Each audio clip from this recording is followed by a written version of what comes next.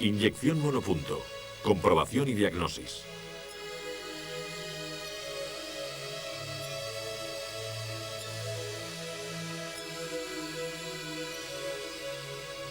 El estudio que hemos realizado sobre los sistemas de inyección monopunto nos ha permitido adquirir los conocimientos necesarios para conocer el funcionamiento tanto del equipo como de cada uno de sus componentes. La perfecta comprensión de la parte teórica es fundamental para poder realizar, desde el punto de vista práctico, las comprobaciones necesarias, así como la forma de localizar las averías que en este tipo de sistemas pueden aparecer.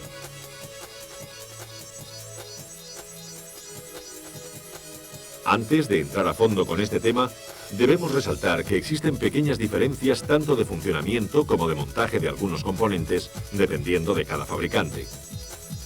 La mayoría de estas variantes las hemos tenido en cuenta y las iremos viendo poco a poco. Sin embargo, es importante tener localizado el manual del vehículo a reparar para conocer con exactitud sus particularidades.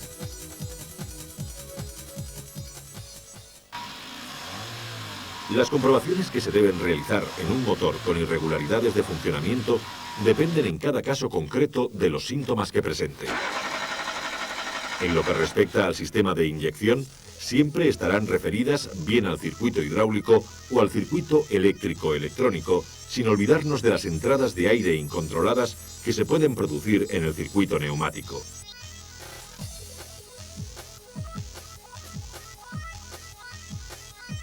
La estanqueidad del circuito de admisión es una de las primeras verificaciones que debemos realizar para asegurarnos de que todo el aire aspirado por los cilindros pasa a través de los conductos destinados para tal fin, ya que de producirse una entrada de aire afectaría principalmente al funcionamiento del motor al ralentí, dando lugar a diagnósticos confusos y sustituciones innecesarias. En el circuito hidráulico, las comprobaciones que se deben realizar son presión de alimentación y control del caudal de la bomba.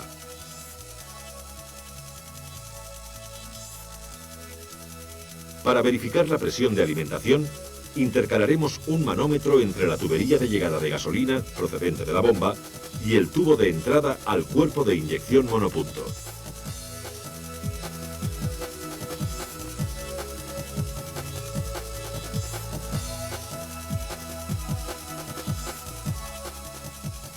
Desconectamos el relé de la bomba y en su soporte realizamos un puente entre las conexiones 30 y 87.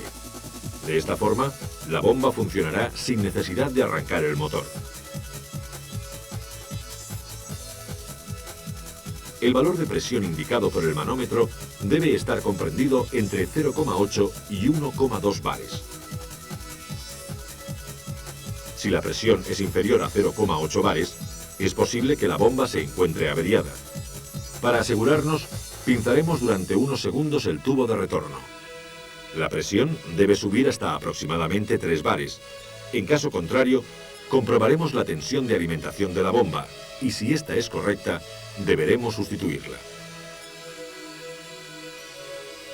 Si al pinzar el tubo de retorno la presión sube a 3 bares, es evidente que la bomba se encuentra en perfectas condiciones de funcionamiento y quien impide que la presión en el circuito sea la correcta es el propio regulador de presión, el cual deberemos sustituir. Es importante resaltar que los elementos que componen el regulador de presión y la parte superior del cuerpo de inyección monopunto están calibrados entre sí. Por lo tanto, mientras algunos fabricantes permiten la sustitución de la membrana y el muelle, otros aconsejan la sustitución de la parte superior completa. La avería que estamos analizando es en el supuesto de que la presión no llegue al valor mínimo. Sin embargo, también puede ocurrir el caso contrario, es decir, que el manómetro indique una presión que esté por encima del valor máximo. En este caso, igualmente deberemos sustituir el regulador de presión, no sin antes asegurarnos de que la tubería de retorno no se encuentra pisada, ya que si esto ocurre, indudablemente provocará un aumento de presión que el regulador no puede asumir. Aprovechando la conexión del manómetro, también comprobaremos la presión de retención. Esta debe ser de 0,5 bares al menos durante 10 minutos después de haber parado la bomba. Si observamos que la aguja del manómetro desciende rápidamente, deberemos asegurarnos que los conductos y tuberías son completamente estancos. Si la fuga se produce por el regulador, al pinzar el retorno, observaremos cómo la aguja del manómetro mantiene la presión.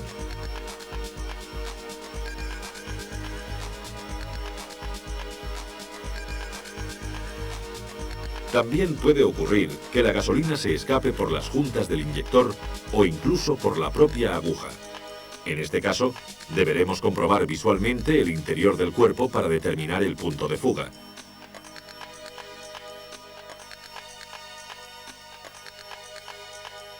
La siguiente comprobación que vamos a realizar es la del caudal de gasolina. Por lo tanto, en el mismo cuerpo de inyección, desconectaremos el retorno y colocaremos un tubo que desemboque en una probeta graduada. Hacemos funcionar la bomba durante 1 minuto y tomamos lectura de la cantidad de gasolina acumulada en la probeta. Esta debe ser de aproximadamente 800 mililitros.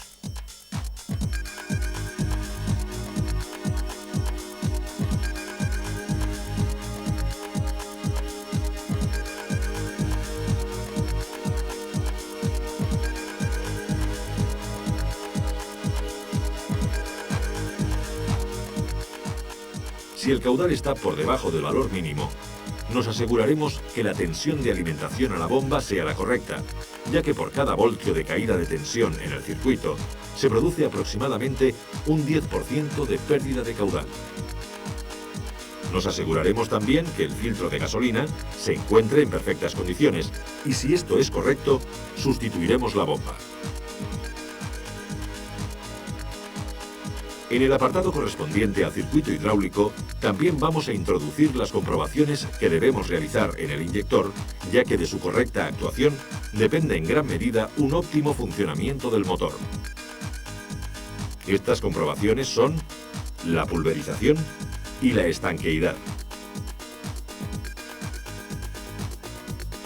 Como ya sabemos, el inyector se encarga de dosificar y pulverizar la gasolina necesaria para formar una mezcla combustible. Si el pulverizado es perfecto, se crea una fina niebla de gasolina que facilita la oxidación y permite que la combustión se realice de forma más rápida.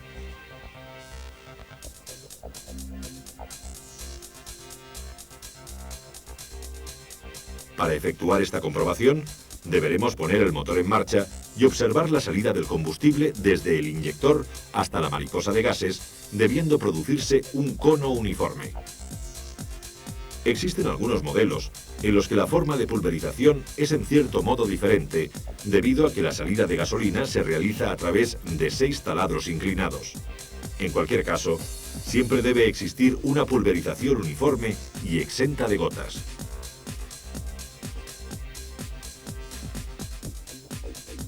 Otra forma de poder observar la pulverización del inyector es mediante la utilización de una lámpara estroboscópica, la cual conectaremos como lo hacemos normalmente para ver el avance de encendido.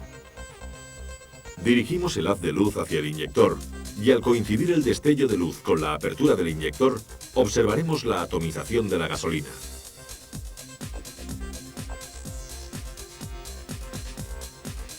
Si existe una mala pulverización, es muy probable que algún orificio de salida esté obstruido o que en el asiento de la aguja se hayan acumulado residuos. En este caso, también puede ocurrir que el inyector tenga fugas de gasolina, por lo que deberemos limpiarlo y repetir la comprobación. Si finalmente no se consigue una buena pulverización, deberemos sustituirlo.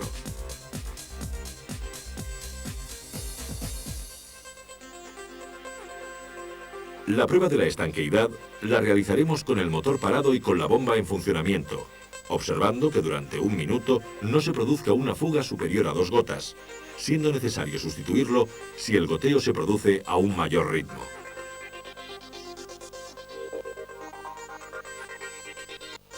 El apartado de comprobaciones del circuito eléctrico-electrónico es el más amplio y entretenido, debido a que abarca desde la unidad de control hasta los sensores y actuadores, pasando por la propia instalación eléctrica.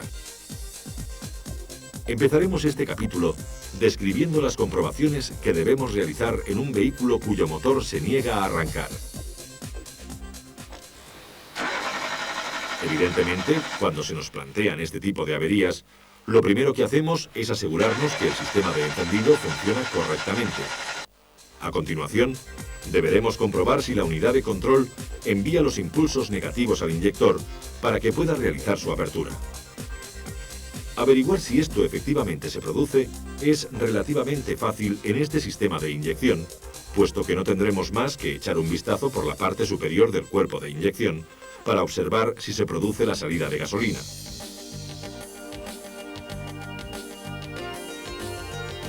Si el inyector suministra gasolina, nos aseguraremos que la presión sea la correcta, ya que tanto si es excesivamente alta como excesivamente baja, impedirá la puesta en marcha.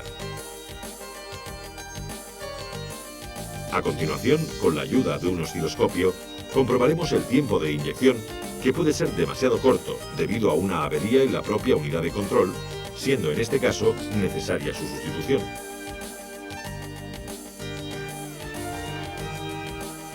Recuerde que existe algún modelo en el que el inyector, en el momento de su apertura, cierra circuito a masa por dos vías, interrumpiéndose en poco más de 1 milisegundo una de ellas y pasando corriente solo a través de la vía que dispone de la resistencia de compensación.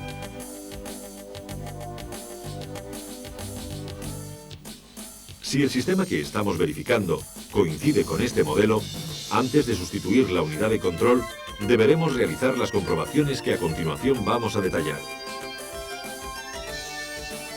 En primer lugar, nos aseguraremos que la instalación desde el inyector hasta la vía 11 de la unidad de control no está cortada, por lo que deberemos conectar un voltímetro entre esta vía y masa. Accionamos el contacto y tomamos lectura de la tensión, que en este caso debe ser igual que la de batería.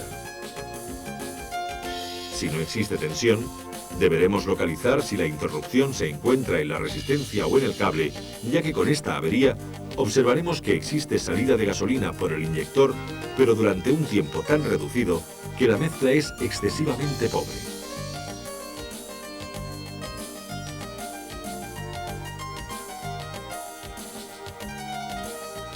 La misma comprobación la debemos realizar colocando el voltímetro entre la vía 10 y masa.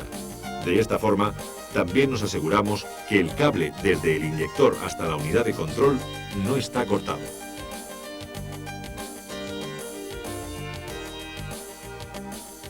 Las posibilidades de que el tiempo de inyección sea muy largo son pocas, debido a que esta avería suele ser provocada generalmente por el sensor de temperatura. Sin embargo, prácticamente la totalidad de las unidades de control montadas en estos sistemas de inyección incorporan una fase de emergencia, por medio de la cual se establece una estrategia que permite la puesta en marcha del motor.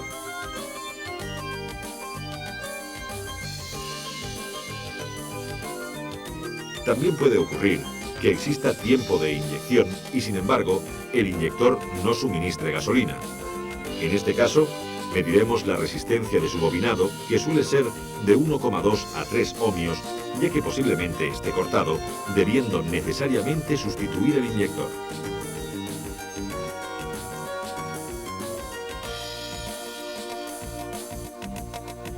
Las supuestas averías que acabamos de ver están todas ellas referidas a la existencia de tiempo de inyección. Sin embargo, también es una avería frecuente que el motor no se ponga en marcha, pero en este caso por la inexistencia de tiempo de inyección.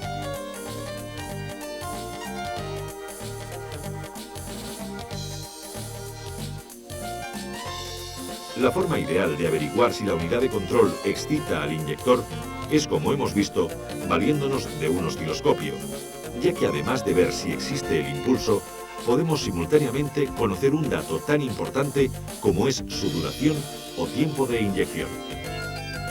Sin embargo, si no disponemos de este preciso aparato de medición, podemos utilizar un diodo LED, el cual nos ayudará a efectuar rápidas verificaciones.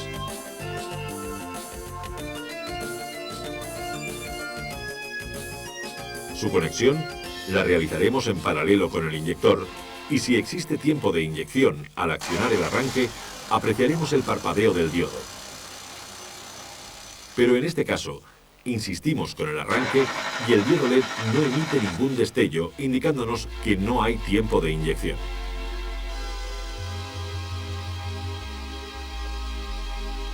En un principio podríamos pensar que la avería es producida bien por falta de alimentación eléctrica a la unidad de control o por falta de señal de revoluciones.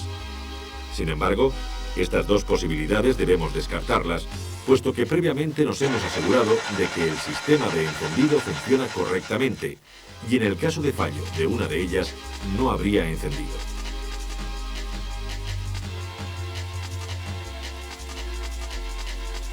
Por lo tanto, evitamos estas dos comprobaciones y vamos directamente a verificar la tensión de alimentación del inyector.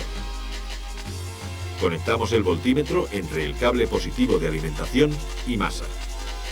Accionamos el contacto y tomamos lectura del valor obtenido, que en este caso debe ser igual que el de la batería. Si no existe tensión, buscaremos la interrupción en el cable de alimentación o en el relé y su instalación.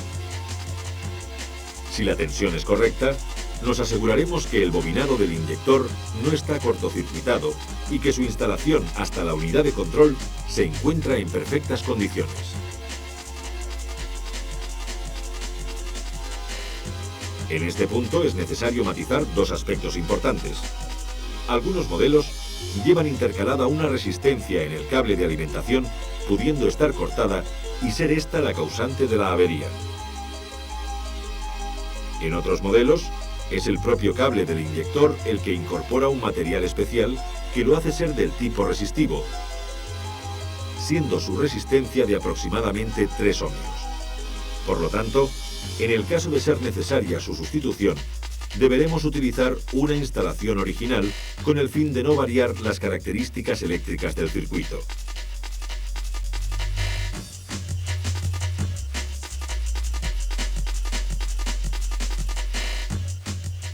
Una vez asegurados que la tensión de alimentación, la resistencia y los cables positivo y negativo del inyector están en perfecto estado de funcionamiento, podremos pensar que la avería se encuentra en la unidad de control, la cual deberemos sustituir.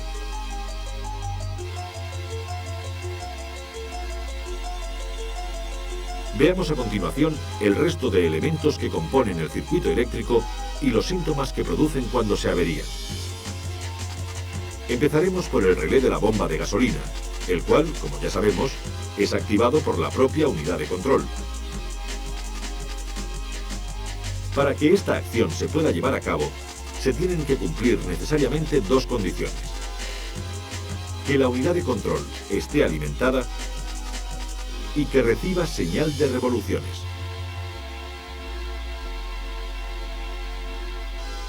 Si al accionar el arranque observamos que la bomba no funciona, nos aseguraremos en primer lugar que estas dos condiciones se cumplan, es decir, alimentación por las vías 18, 19, 20, 21 y 22 y señal de revoluciones por las vías 1 y 2. A continuación, verificaremos si la unidad activa al relé a través de la vía 12. Para efectuar esta comprobación, colocamos el voltímetro entre la vía 12 y masa.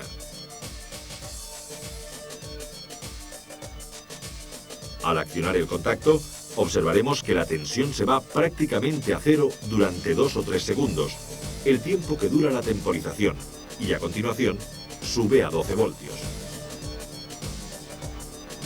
A partir del momento que accionamos el arranque, la tensión debe caer nuevamente a 0 voltios, manteniéndose en ese valor mientras el motor esté bajo arranque o en marcha.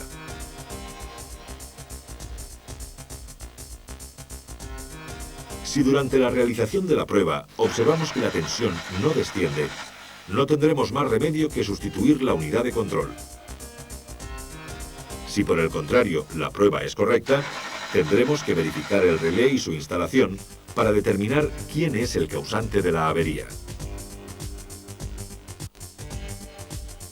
El siguiente elemento que vamos a comprobar es el potenciómetro de mariposa. Debido a que su información es utilizada tanto para el cálculo del tiempo de inyección como para la regulación del ralentí, en el caso de producirse una avería, el motor acusará una notable falta de potencia en las aceleraciones, un ralentí inestable y continuos tirones durante la marcha.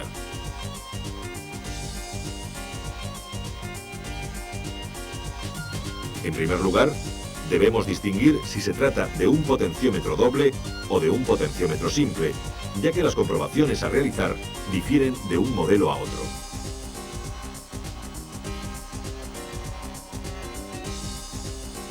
Empezaremos por el potenciómetro simple, el cual, como sabemos, dispone de 3 cables: el positivo y negativo de alimentación y el de información. Para verificar la tensión de alimentación, conectamos el voltímetro entre los cables positivo y negativo y accionamos el contacto. La tensión debe ser de 5 voltios.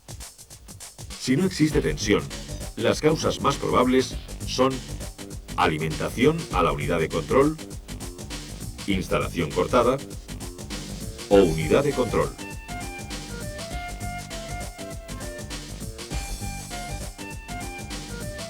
Si la tensión de alimentación es correcta, pasaremos a verificar la información del potenciómetro a la unidad de control. En este caso, conectaremos el voltímetro entre las vías 24 y 20 y al accionar el contacto, la tensión debe ser de aproximadamente 0,2 voltios con la mariposa cerrada. Al abrirla lentamente, debemos observar una variación de tensión progresiva hasta aproximadamente 5 voltios.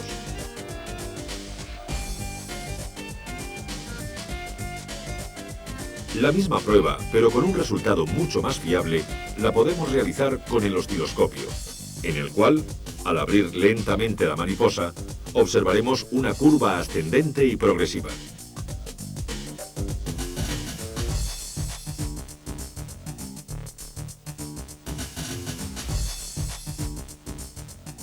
Si en el voltímetro o en el osciloscopio se producen alteraciones o irregularidades en la lectura, deberemos sustituir el potenciómetro.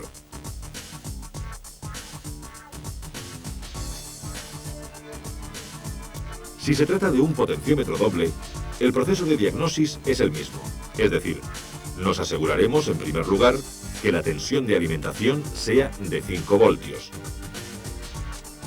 A continuación, verificaremos la tensión de información, teniendo en cuenta que en este caso existen 2 vías a través de las cuales se realiza dicha función.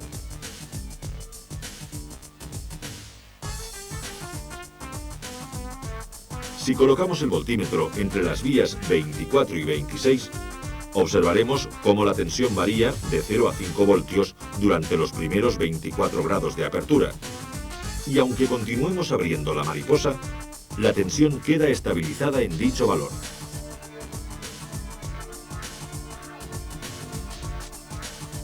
Al conectar el voltímetro entre las vías 25 y 26, observaremos que durante los primeros 18 grados, el voltímetro no indica variación de tensión. Sin embargo, a partir de esta apertura y hasta los 90 grados, la tensión variará de 0 a 5 voltios. Debido a la elevada precisión de este potenciómetro, es recomendable realizar la comprobación con la ayuda de un osciloscopio, ya que en la mayoría de las ocasiones es muy difícil detectar la avería utilizando únicamente el voltímetro.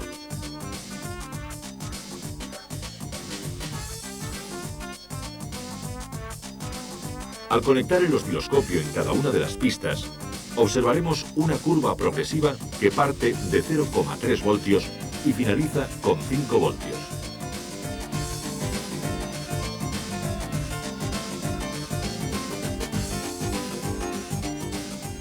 Si durante el desarrollo de la prueba observamos en cualquiera de las 2 pistas variaciones de tensión irregulares, será indicio de que el potenciómetro se encuentra averiado.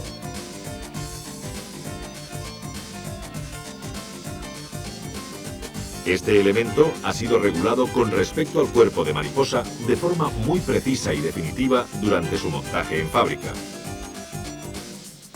Para evitar su manipulación, está fijado mediante unos tornillos de inviolabilidad.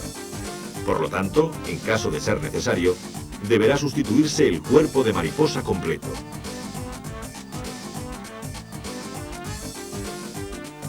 Por el aspecto exterior, es fácil distinguir un potenciómetro simple de uno doble. Sin embargo, existen algunos modelos en los que, si bien su forma exterior se corresponde con un potenciómetro doble, Eléctricamente se trata de un potenciómetro simple. Por este motivo, y para no dar lugar a confusiones, insistimos en la necesidad de utilizar el esquema eléctrico correspondiente al vehículo que estamos verificando.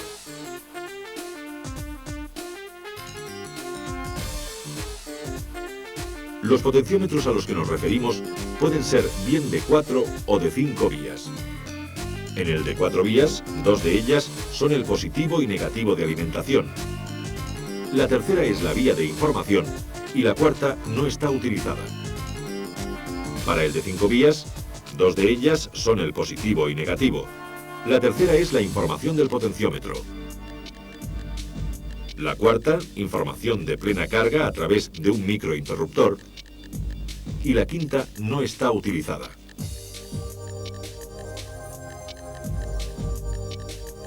La verificación de ambos es la misma que la realizada en el potenciómetro simple, a excepción del microinterruptor, en el que deberemos comprobar si envía información de plena carga a la unidad de control. Colocamos el voltímetro entre la vía 25 y masa. Con la mariposa cerrada indicará 0 voltios. Y unos grados antes de que llegue a su máxima apertura, el voltímetro indicará 5 voltios.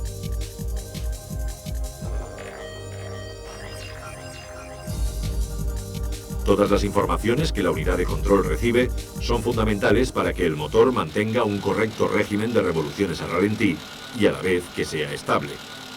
Cuando esto no ocurre, es necesario verificar el funcionamiento del circuito de ralentí.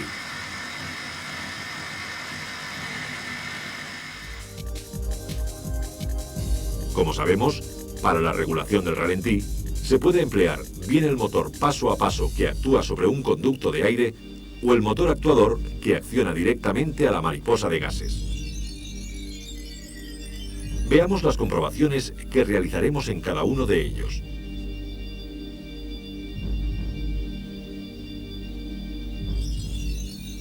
El motor paso a paso es un accionador que regula la cantidad de aire que pasa a través de un conducto mecanizado en el propio cuerpo de inyección. Para empezar, deberemos asegurarnos que tanto el conducto como el obturador se encuentran completamente limpios. De lo contrario, los residuos que se acumulan en las paredes dificultarán el paso de aire, provocando inestabilidad en el ralentí.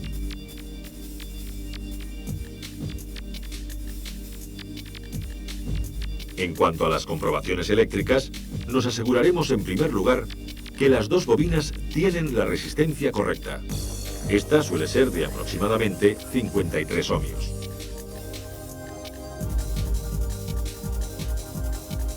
A continuación, con el conector extraído y el contacto accionado, verificaremos que la tensión de alimentación de la unidad de control a las dos bobinas sea de 12 voltios.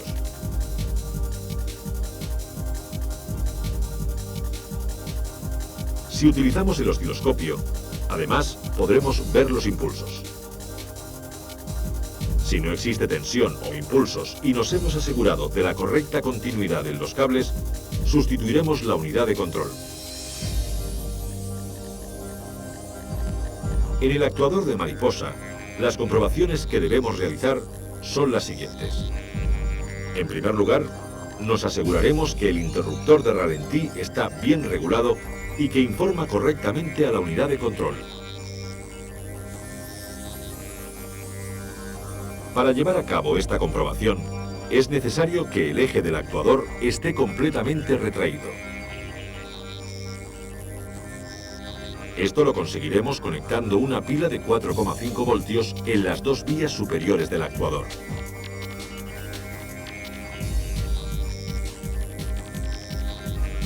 A continuación, conectamos un ómetro en las dos vías inferiores y tomamos lectura del valor, que en ese instante tiene que ser infinito. Seguidamente colocamos una galga de 0,5 milímetros entre el empujador y el tope de mariposa, debiendo dar el ómetro 0 ohmios. Si fuera necesario, realizaremos el ajuste a través del tornillo de tope del actuador. Para verificar el motor del actuador, extraeremos el conector de la sonda de temperatura de agua y le conectaremos una resistencia de 15.000 ohmios. Al accionar el contacto, observaremos cómo sale el eje del actuador abriendo ligeramente la mariposa. A continuación, sacamos la resistencia y conectamos la sonda de temperatura. El actuador retrocederá a su posición inicial.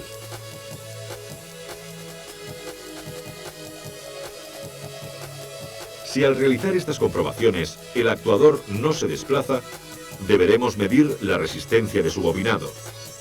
Conectando el ómetro en las dos vías superiores, la resistencia debe ser de 10,5 ohmios.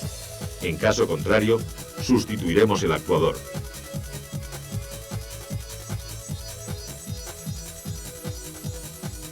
Si la resistencia medida es correcta, comprobaremos la tensión de alimentación, que debe ser de 12,2 voltios. En caso contrario, la avería se encontrará en el cableado o en la propia unidad de control.